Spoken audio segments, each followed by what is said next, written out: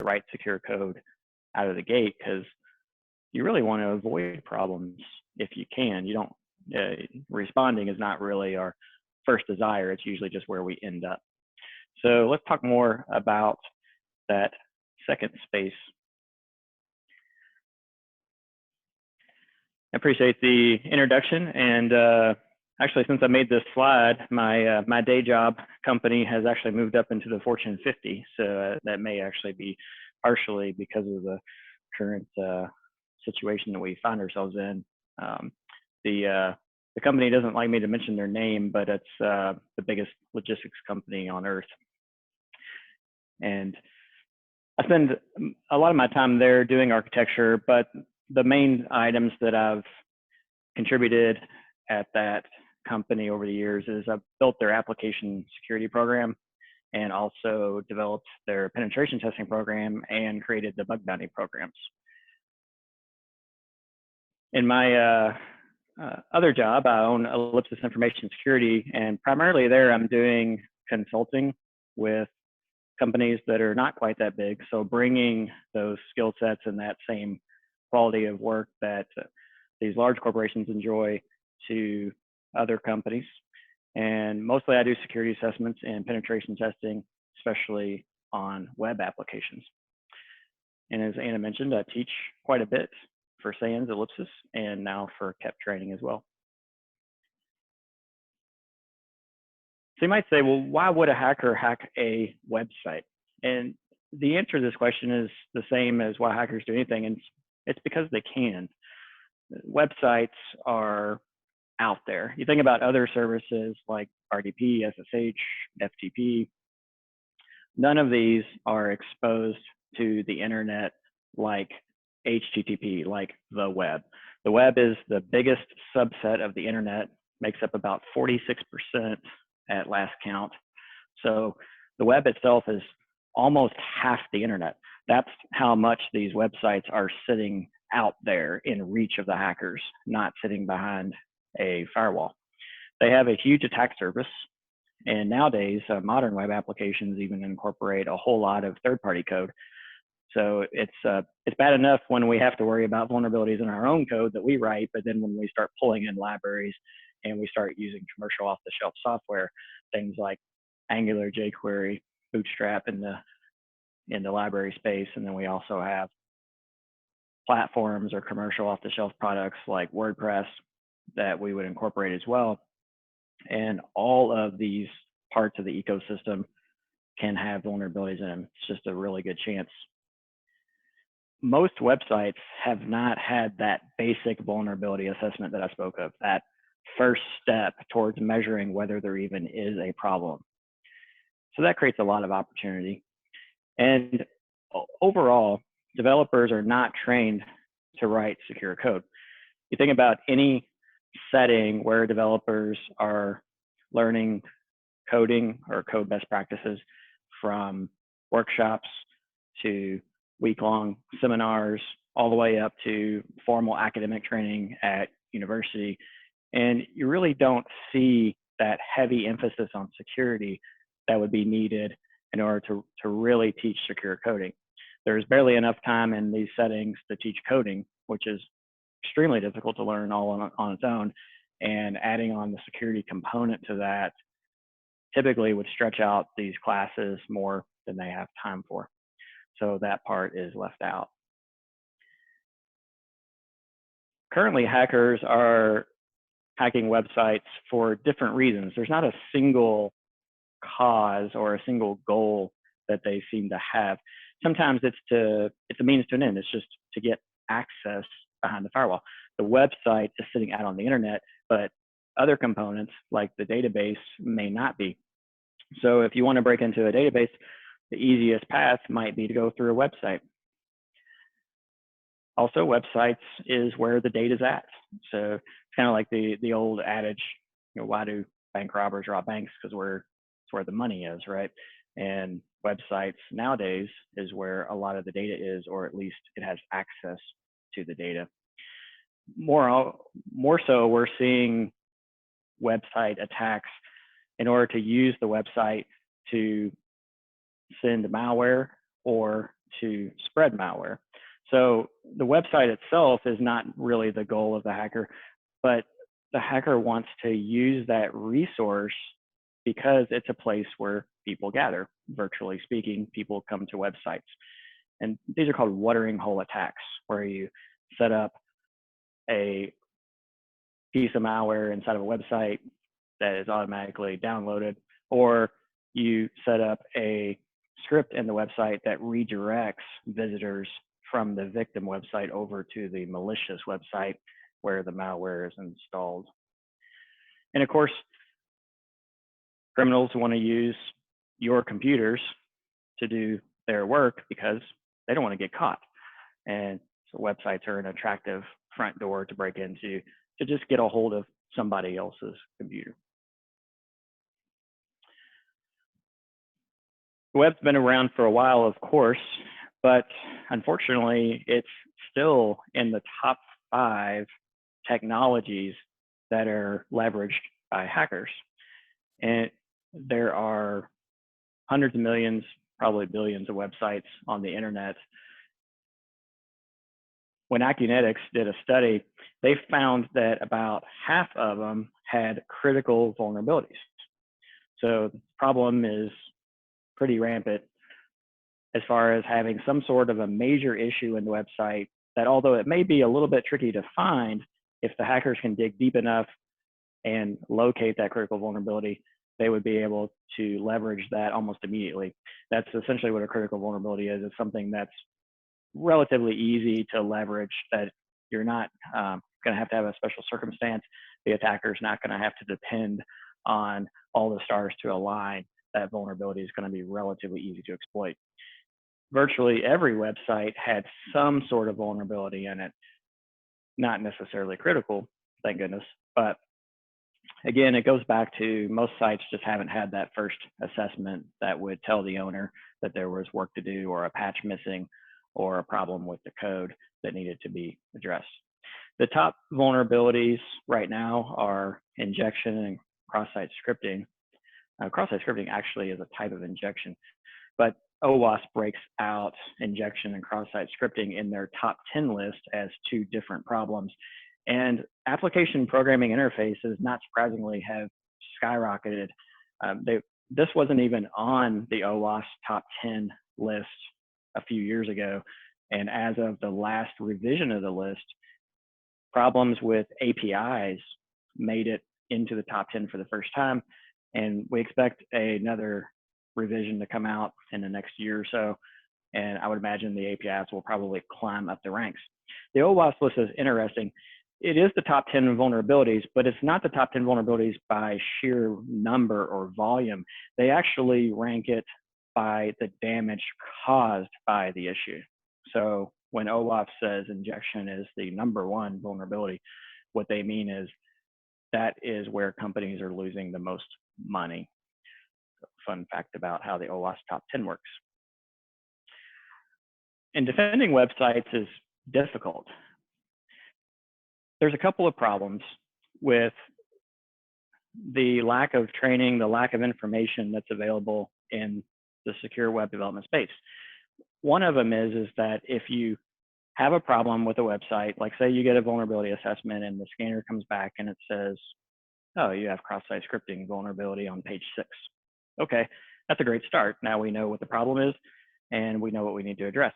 If you go out and search for a solution to that problem, chances are well above 90%, probably closer to 99%, that the advice that you get just by doing a raw search is going to be terrible advice. It's going to be the wrong answer. What tends to happen on the web is one person will put out an idea or concept, and then everyone else links to that. That's how the web works. Over time, it becomes an echo chamber. So an idea is started, and then copies of the idea are copied into other pages, which are copied into blogs, which are copied into articles, which are copied ad infinitum, until basically you have just bad information. And the reason the information is bad is not because people are being malicious or they're just, trying to have a huge disinformation campaign in some conspiracy. It's just writing secure code is really tricky. And it's actually difficult to know how to fix a problem correctly if you don't have in-depth knowledge of writing secure code. So that puts us in a bad spot because it's hard to get good information. Also, to really fix a web vulnerability, you really kind of need to understand the attack, understand the vulnerability itself. Like, how does it work? What's the nature of the vulnerability? Is the attacker injecting code that the website is running in addition to its own code? Is the attacker causing the website to misbehave, like redirect users from the innocent site over to some third-party malicious site? What is the mechanism and how is it actually working? Once you understand the attack, it's a little bit easier to understand how to fix it, or at least the prescriptive advice that a security analyst will give will make a lot more sense. But attacks are hard to understand without practice, and you really can't have your developers going around the internet practicing attacking other sites. That's illegal almost everywhere, certainly in the United States.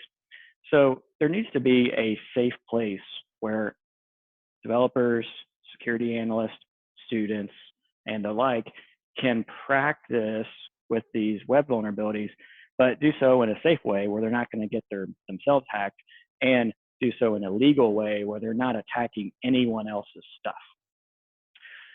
So I started a project right around, I think it's about 10 years ago, called MattilaDay 2. The reason it has the 2 on the end is the original project, MattilaDay, was created by Adrian Crenshaw. He goes by Iron Geek. And the project that he created is still out there. And he had the original idea of creating a website where people can go and practice hacking on it and practice fixing it, and then try to hack it again to see if the fix worked. And he created that for the OWASP Top 10. That was the first revision.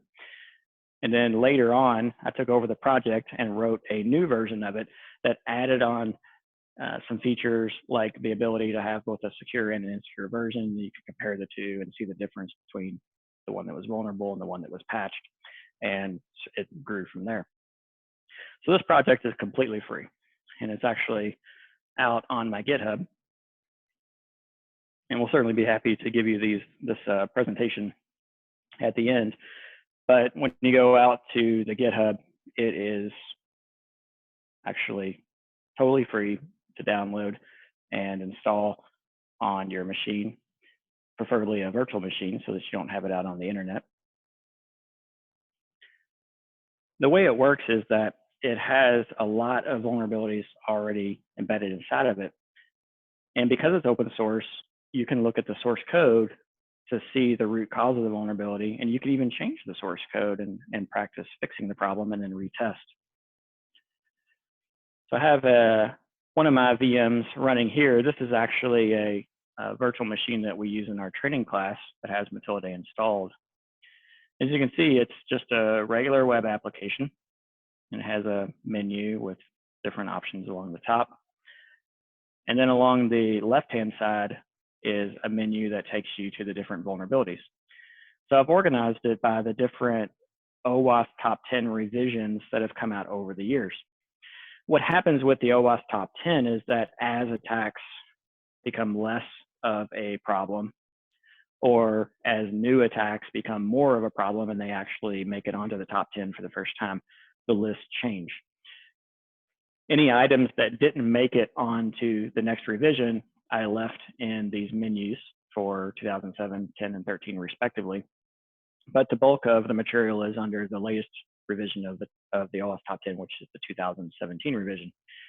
And as you can see, it's sorted 1 through 10. And then within each type of problem, there's a whole bunch of different particular issues. Like in the first category, SQL injection was considered to be one of the worst kinds of injection, but there's a whole lot of other kinds of injection too. And so all these different kinds of injection are all layered under the injections menu. And then within each of the individual issues, you have different pages in the application, each of which has that vulnerability on the page. So there's a lot of different ways to practice. So I gave you quick demo here of, say, the first issue. This page has SQL injection vulnerabilities on it, or at least that much. And so the idea is that the developer would try to use the page and see if they can attack it, and gradually work their way towards entering in some kind of pattern or injection that's going to cause problems in the backend systems, and that might cause an error. And then as they cause errors, they can gather more information from the system, start to put together the SQL injection attack using the hints and clues that the system drops until eventually they can actually pull off their own attack. So for this one, we might be able to dump the database, moving ahead quite a bit, using some kind of an injection like this, and end up pulling off these attacks.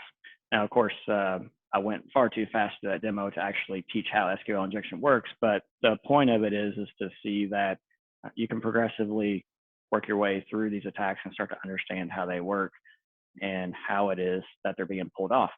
Then, because the code itself is freely available on the system, you can go change it, fix it, come back, try the attack again, and see that it won't work anymore. But a couple of other features that I added into the system was some hints to sort of prod the person along the way. So there's help me buttons that at least tell you what's wrong with the page that you're on. This is context sensitive. So as you go from page to page to page, the system knows what's wrong with each page, and it'll change this pop-up on each page to tell you what's wrong with the page you're currently visiting. Then there's also guides within that walk you through how to do the different attacks step by step. So this is where you would actually get the information to see how to do the SQL injection attack that I showed you a minute ago. And so again, this is context sensitive. This list of hints and videos will change as you move from page to page. And it pops up these tutorials that walks you through the problem, how the problem works, starts to build up some simple examples, and then gradually moves on to more advanced examples, even up to advanced attacks by the time you get to the end. And of course, sometimes it's easier to understand this by seeing it demonstrated than it is to read the material. So in addition to the material itself, there are these links out to YouTube videos that show you step by step how these types of problems work. The YouTube links are actually going off to my YouTube site, where I have all the videos out there for free. And mainly what MattilaDay is doing is just organizing them and indexing them to take you through the progression in order. And as you can see, it can detect whether you're on or off network. I have this system off network because it is ridiculously vulnerable, and I don't like to connect it up to networks. But if you happen to be on network with it, it'll actually just link right out to the YouTube video. If not, it says, hey, you're not connected to the internet, telling you that you'll have to copy and paste the link over to another window.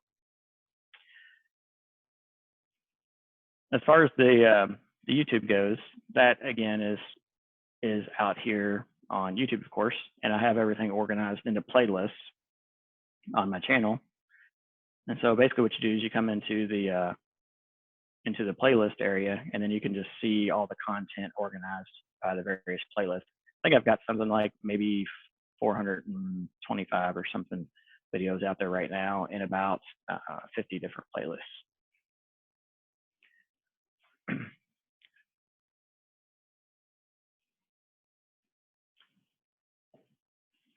So in addition to this, the hints that do the walkthrough, there's also what's called a bubble hint, and you activate those by using the show pop-up hints button here.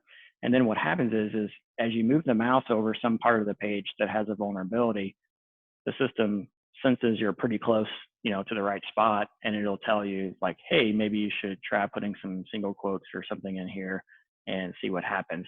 So it's kind of prodding you to target this particular area of the page. In this case, it wants you to type stuff into these fields And so it's popping up the hints there.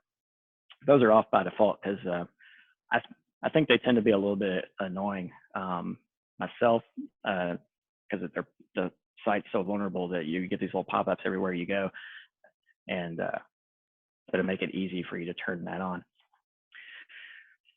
One of the major differences between the original project that Adrian wrote and part 2, or this version 2, is that when I wrote this new version, I added the ability to change the security level so that you could go from insecure to secure. So there's this toggle security button, and right now we're in security level 0. It's completely vulnerable. There's no defenses of any kind at all. When you hit toggle security the first time, it implements what's called client-side security. So this is like JavaScript validation, HTML max length, read-only fields, and a lot of other controls that are all client-side. In other words, they're browser-based controls. And these are relatively easy for attackers to bypass, which is the whole point of having the controls in the system, is to teach developers that, hey, you definitely don't want to rely on these kinds of controls because they don't work. And in fact, in our training class, the first module we go through is actually to cover things that don't work, things to avoid, like client-side controls. Then as you toggle it to the next level, it goes up to a secure level. And in this level, in theory, you should not find any vulnerabilities. It should be completely patched. So all the source code is all in the files that come with the download from GitHub, and you can look and compare the code that is secure to the code that's not secure, so you can see what the difference is. But in this mode here, we should be able to, type in basically anything we want, and the system should have multiple layers of defense that'll prevent any sort of problems from happening. Now, occasionally people do find vulnerabilities in level 5, which is pretty interesting. And I like it when people tell me about those. I always give them credit on Twitter after I patch the vulnerability and push out the new version. It's pretty cool. I've had 3 different people find 3 different vulnerabilities in level 5 that I didn't know were there, and let me know about it so that I could patch them up. And it's just, it's kind of neat that even a system that is supposed to be secure and, worked really, really hard to make it secure still has bugs in it, even for myself. The final feature that I'll show you today is the reset database. Not so much with the injection attacks, but after you get done doing a bunch of cross-site scripts and things like that, you end up polluting the database that sits behind the app. And so every time you go from one page to another, there's pop-ups popping up in your face, and you've hacked the site, and so it's all defaced and it's not working correctly anymore. And when you click this button, the system actually goes behind the scenes. It drops the database entirely and rebuilds it, repopulates all the data, and puts it back to the way it was. So with just a click of a button, you can literally restore the system back to its original state without having to go through any trouble or reinstall anything, and just get you back to where you were. As a result, I think several universities now use MattilaDay as their official training platform, and I know some other security companies like Secure Ideas and SANS, they use MattilaDay in their classes as well. So it's pretty nice to know that other folks are getting some use out of it.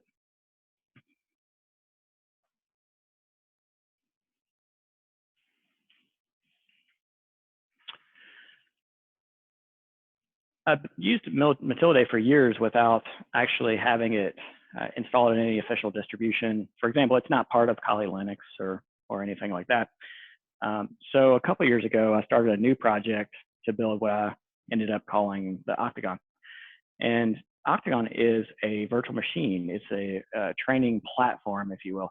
The reason I built it as a virtual machine is, one, it's very easy to share with others. You just export it to an OVA file, and I can literally let you download it off of Google Drive or Dropbox or whatever, and you can then have the virtual machine for yourself.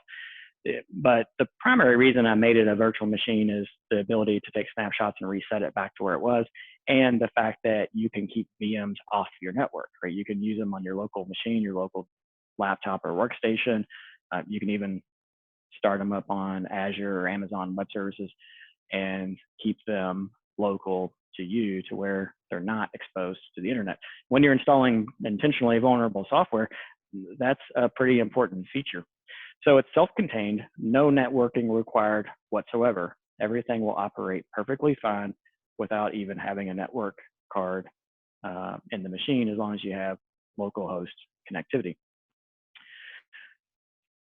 It also comes with all of the software that's needed to have a PHP application like MattilaDay running.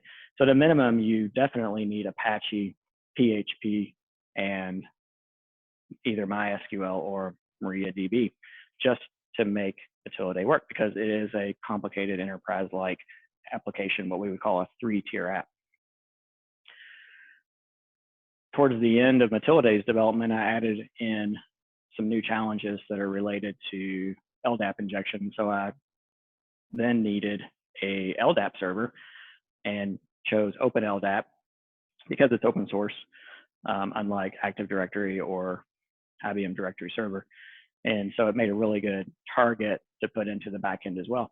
But if you think about trying to set up a VM for yourself, having Apache, PHP, Maria, and OpenLDAP installed, configured, working properly with the certificate, and having all of the virtual hosts put together, that's a lot of work. And that's where the Octagon comes in, is to create a virtual environment that we can use in our training classes so that we can literally just give the students this file. They can start running it on VirtualBox, and boom, we're ready to go. And actually, I've already showed you Octagon. This environment here that I was doing the demos in earlier is the Octagon with everything pre-installed.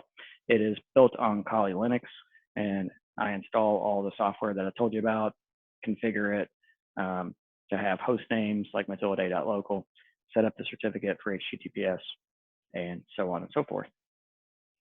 But even that in itself is, while it's pretty cool, it's still a fair amount of work, and I do a lot of work to maintain this environment so that as I start up each of the new training classes, that I have everything perfect and ready to go, and students don't have to do anything. And so I thought, well, how could I share this with the public and let everybody else have Octagon as well? And so I wrote some new scripts in using 2 different technologies, Vagrant and Ansible. And I ended up putting these out onto the GitHub as well, out onto the Octagon page. And so under my same GitHub that I already showed you earlier that had MattilaDay, there's another project called Octagon that has all the Vagrant files and Ansible playbooks that can build the Octagon for you from scratch. So the way it works is this Vagrant file downloads a fresh copy, the latest edition of Kali Linux from the cloud, and it sets that up on your VirtualBox for you. So now you have a blank copy of Kali Linux running on your VirtualBox. Then it passes control over to the playbook, and the playbook goes through step by step, and it builds all the software, configures it for you onto this copy of Kali Linux. So when you look at the script, it's quite a bit to take in, but the general idea is it's going to create an account for you to log in and set up your host file, install the OpenLDAP. Then it starts installing what's called the LAMP stack, so Apache, MySQL, or MariaDB, and PHP for you. It does a bunch of configurations to get it all working correctly, grabs a copy of MattilaDay from the GitHub we looked at earlier, grabs the certificate and the private key file, gets those installed for you, and then it goes about the business of copying over some different directories and making sure all that's squared away, sets the permissions, starts all the services running for you, and then it goes into the database and populates the database with tables and records and data. It goes into the OpenLDAP server and puts in accounts and data for you to play with in the application, and then basically reboots everything and gets it all running. So the main point of that was to make it to where with just a couple of scripts, you could actually have your computer automatically build the entire Octagon with MattilaDay inside of it and it's all 100% free. So certainly something that would be suitable for universities and for people who are doing training classes to try to get something spun up relatively quick, either on VirtualBox, or if they want to change the target to Amazon or Azure, they could even have this all spun up in the cloud. By default, it just installs on your local VirtualBox on your computer. And so far, everything that we've talked about, totally 100% free, open source. Help yourself to everything's on the same GitHub, so it's all conveniently stacked out there for you. But that may not be enough for some situations. So when you're talking about when you're building a training class, or when you're in an academic setting, like when you're going to college, those resources are perfect, because that's exactly what you need, is a pre-built environment that you can learn on at your own pace. But when you're a developer working for a company, you may not have that luxury. First of all, you can't have all your developers running around doing self-help, right? You're going to get highly inconsistent results depending on whether the developer is highly motivated and is really interested in this security stuff, and they just think it's super cool and they would do it for free. And so, you know, they're all in all the time, all the way down to, you may have some developers who just aren't that interested in the security side of things, and so they're not really going to be motivated to keep that same pace. Plus, even for someone who is just loves the security stuff and they really want to learn web security really bad, you're still talking about you know, 6 months to a couple of years for somebody to learn by themselves on their own. And during that time, they're not going to get any guidance about whether or not they're on the right track or heading in the right direction. You really, if you're in a business setting, you just can't wait. You can't have the inconsistent results, and you can't wait for years for your team to kind of gradually mature through this osmosis. And there's really no accountability at the end of it anyway, right? Because it's all just learning on your own. So what we ended up doing is we built a course that companies can send their developers to, where we have anything from like 2-day to 5-day trainings that uses the material that we saw, the Octagon with all the software, and has a class that's presented along with that comes with about right now I got about 53 labs in it, where these labs have specific tasks that you have to accomplish so that you check off learning objectives to make sure that you learn the OWASP top 10, you learn how the attacks work, you learn how to defend against the attacks, which is the main point of it all, and ultimately write secure code and configure secure servers. So the out of everything I showed you, this is kind of the culmination of all the work, is to have this this full-fledged class with the PDF takeaways and all the instructor-led learning. We're actually going to run an instance of this in June, and certainly let Anna tell you more about that coming up here. And I think, Anna, you were able to send out some information to folks as well, so that way folks don't have to try to copy down this link, right?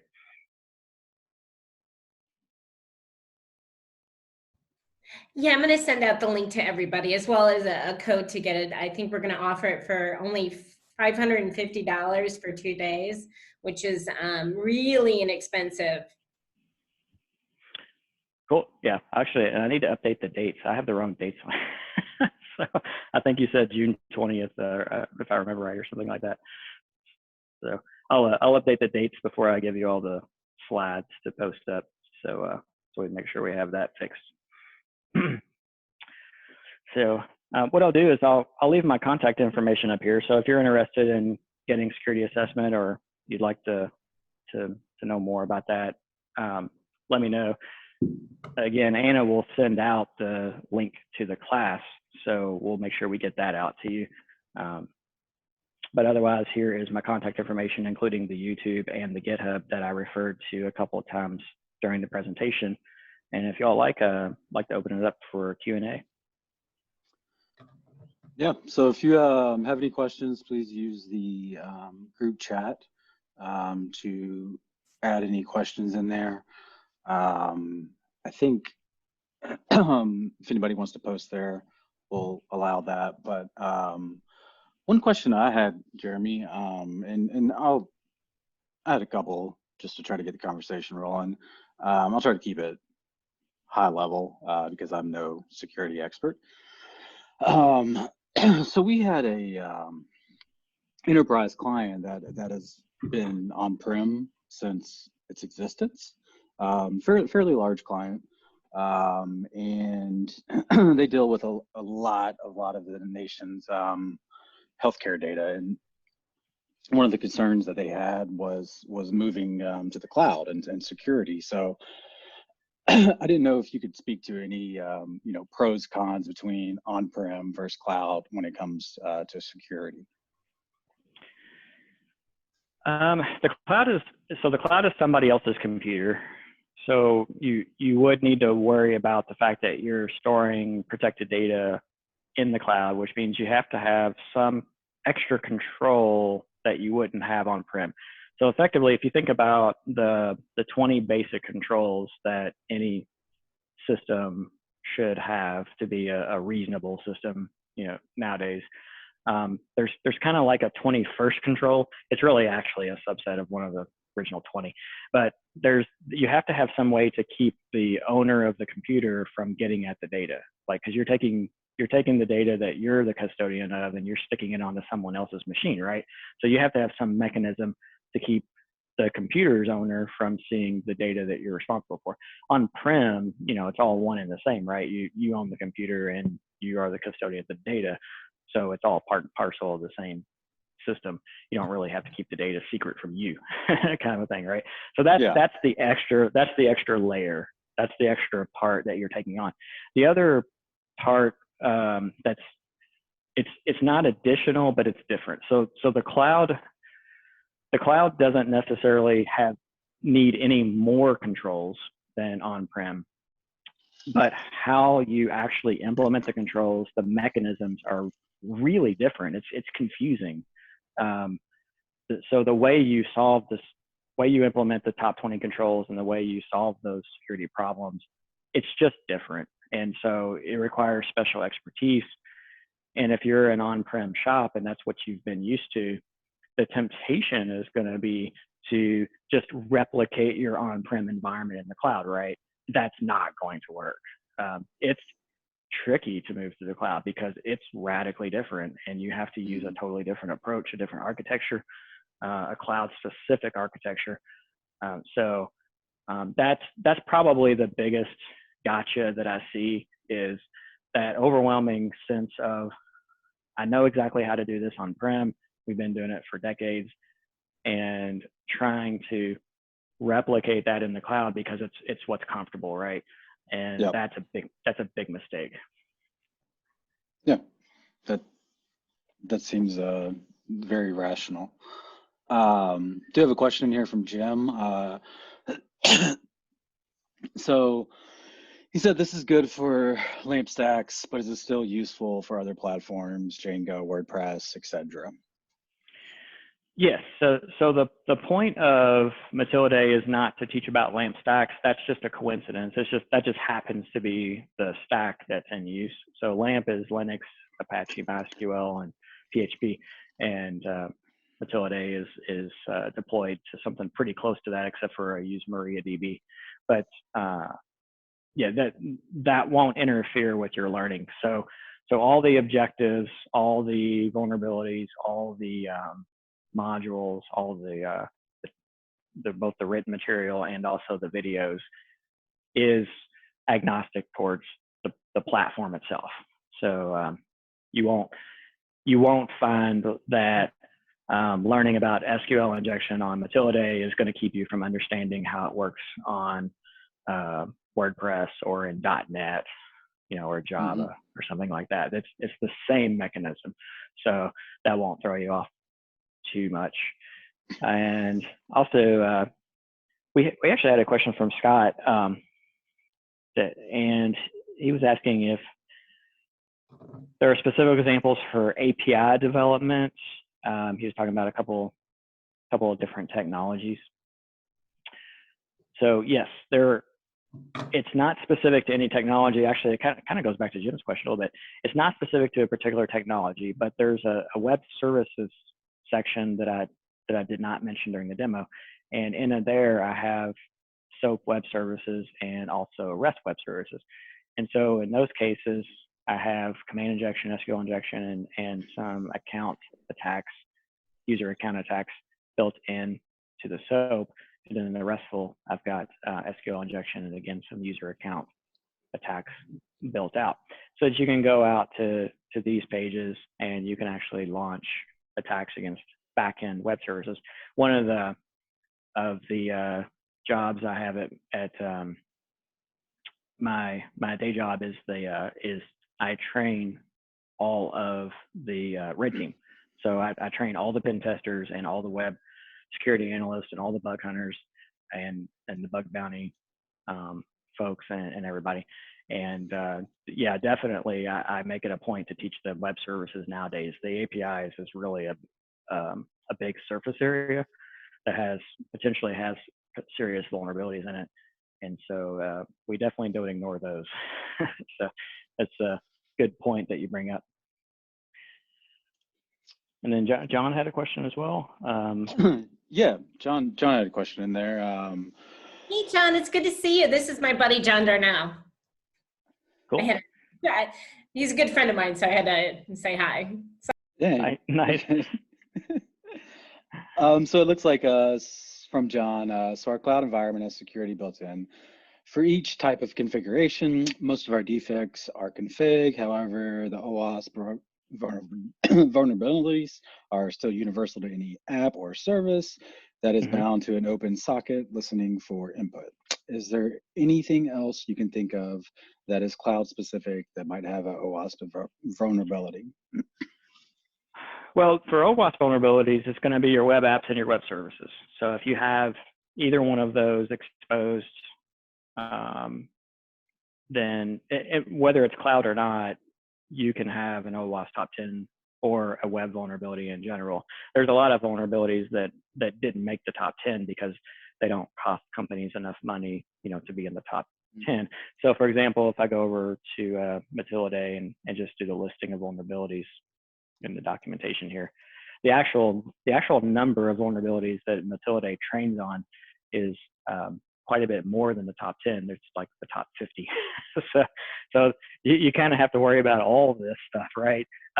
But statistically speaking, the top 10 is the ones that are most likely to get you in trouble, right? So that's why, you always have to have a place to start, right? So that's why in general, we start with the OWASP top 10 because by and large, when companies get in trouble with web vulnerabilities, it's probably going to be one of the top 10 vulnerabilities as opposed to one of the other 40 that didn't make the top 10. But cloud is really not that different when it comes to OWASP. So cloud is just somebody else's computer and your website just happens to be running on someone else's computer, except for that one item I pointed out earlier about you have to keep data from the people that own the computer you're running your stuff on. But when I test a cloud environment, some of the other things I look for would be like how the firewalls are set up. I'll give you an example, like for cloud environments versus on-prem. On-prem, typically a larger company will have the inbound firewall, the firewall from the internet to the inside set up pretty strong. And a lot of times they'll have the outbound firewall configured as well. So if you're sitting in the company, you can't really just go out to the internet and do anything you want, right? You have to go through a proxy or something like that. I don't find that to be generally true in the cloud. I normally see companies kind of get the ingress really good, right? Like you can only come inside from the internet through very specific ports, but they don't necessarily turn on the outbound firewall, right? So if you can trick one of the computers that's on the inside of the cloud to talk to you, then it has a free shot to talk to you sitting on the internet. And so that what we call egress filtering is not enabled. So that would be something to kind of watch out for with respect to web servers and websites and databases in the cloud is, hey, everyone remembers to turn on the inbound firewall, right? The ingress filtering, but they might forget about the other direction.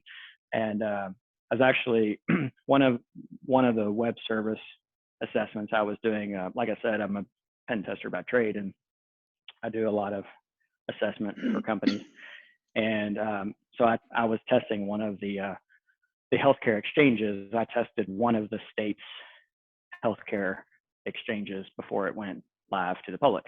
And so when I was doing that test for this particular state, that was one of the things I was really watching for was, was there a way to inject information into the web servers to cause them to do some work and then send the results out to the internet so that I could pick up the results, right? Because that would be very dangerous in a healthcare situation. Like if you could trick a server into grabbing some data and sending it back to the attacker, that would be a bad thing.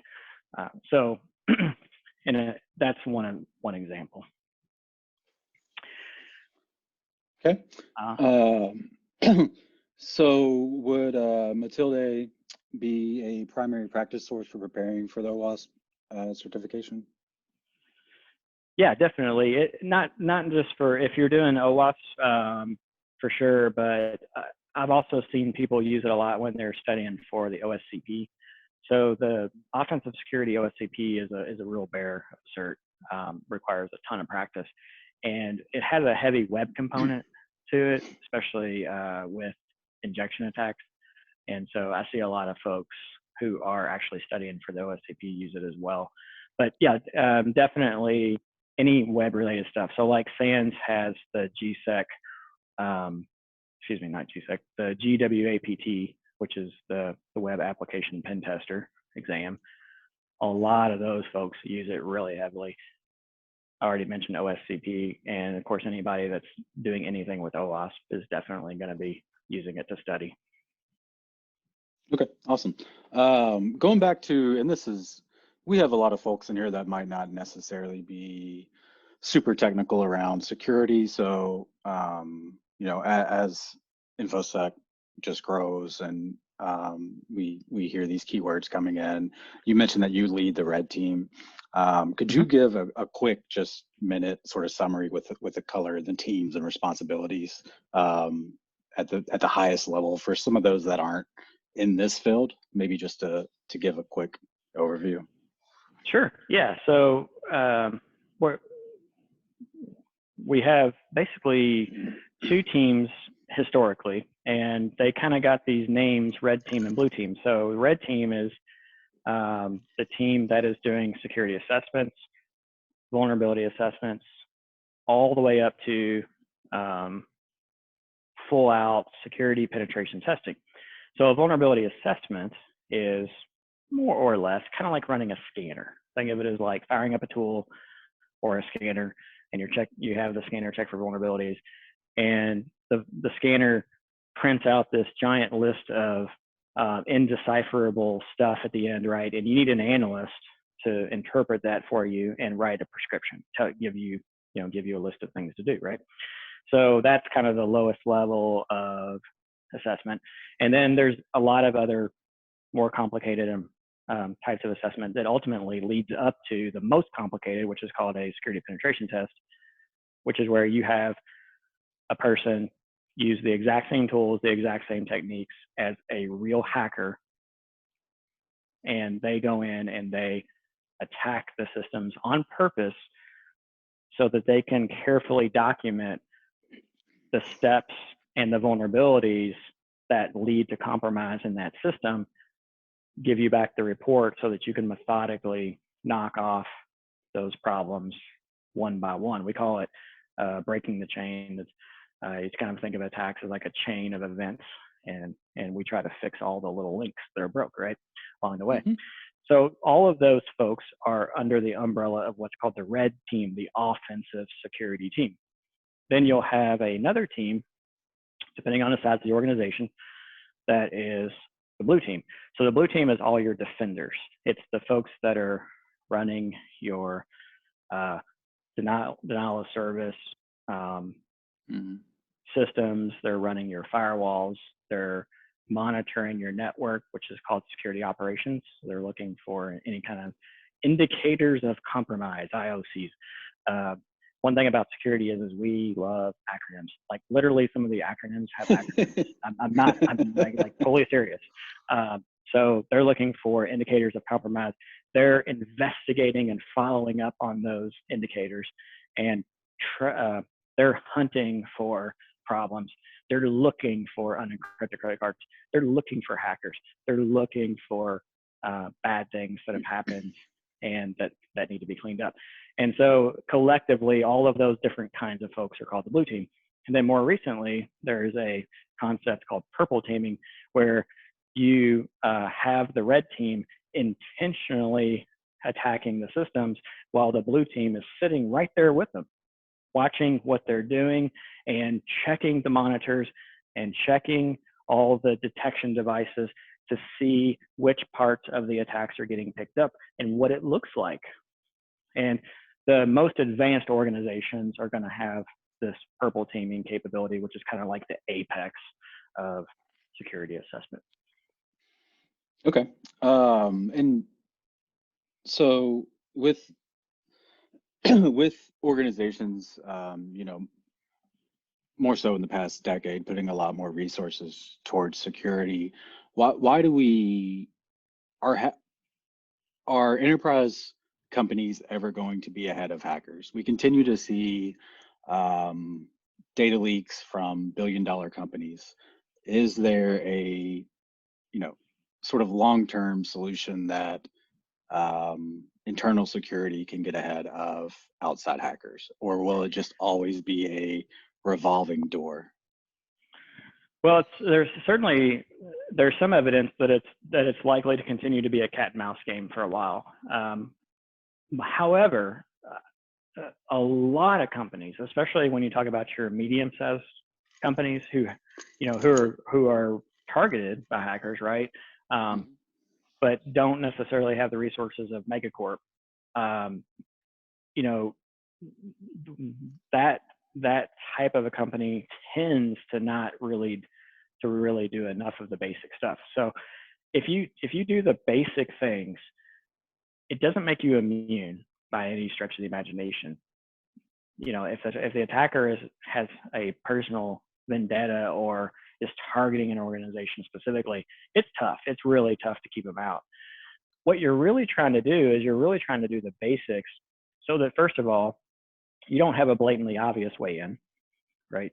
And secondly, you want to cause the attacker to make enough noise to where at least you see them, right? So prevention is ideal, but detection is a must.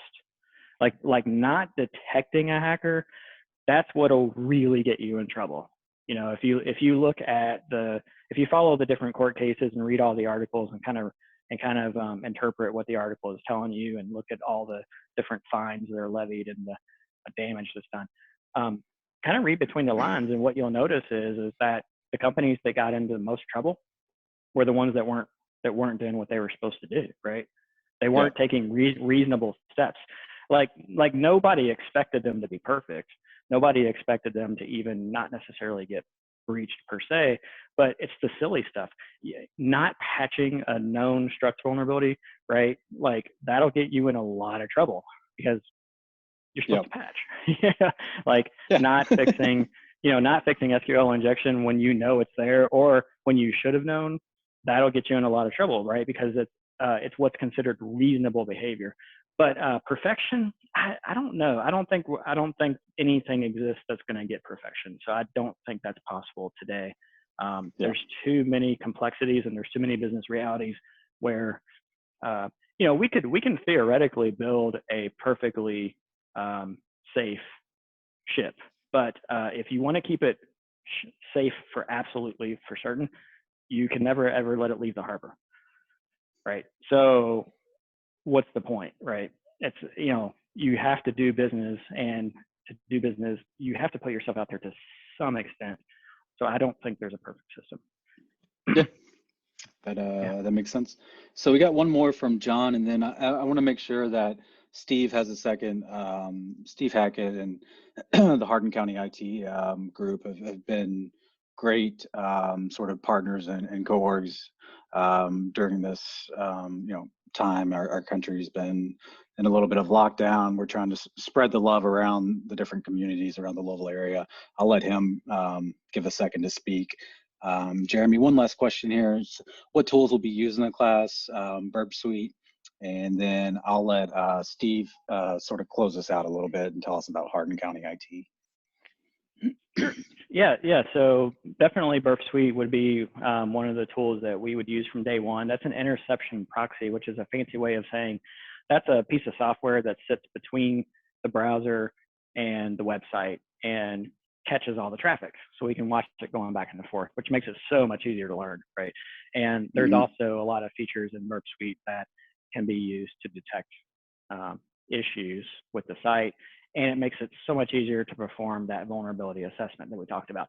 So we cover all of that, but we really are mostly interested in a very tool agnostic approach.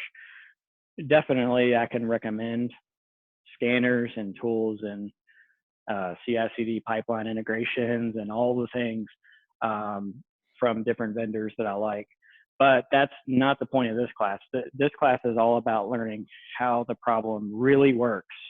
And then once you know what you're up against, then you can go and much more competently buy solutions and buy tools.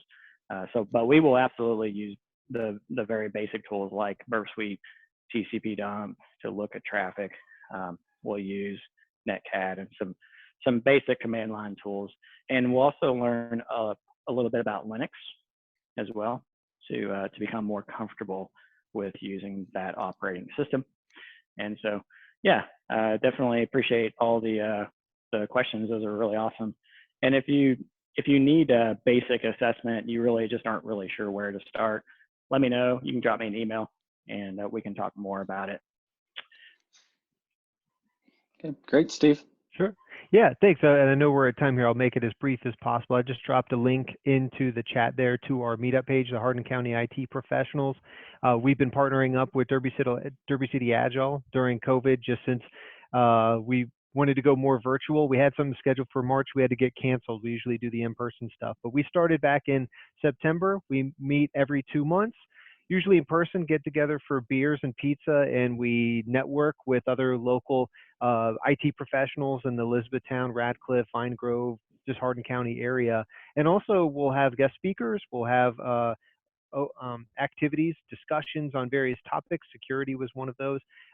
So we welcome anybody who's interested in joining another meetup group that would want to partake in those in-person events once we are allowed to do so safely. And want to thank Derby City Agile for letting us co-host this and be a part of it. And Jeremy, excellent job. Thank you so much for the information. Greatly appreciated. Hope everybody's doing well. Yeah, thanks for saying so. Appreciate that. This has been very informative. For myself, I got to learn a lot, so I thank you. And thanks, everyone. We're going to take a mini break and probably, hopefully the next meetup that we're going to do is going to be live and in person. So fingers crossed. And we are going to find a way to record it. So all of our friends we've grown this now internationally, which is super exciting. We're over 700 members, so I appreciate you and thank you. We'll figure out a way to record it and keep the love going. So thank you, everybody. Yay. Thank you all. Thank you.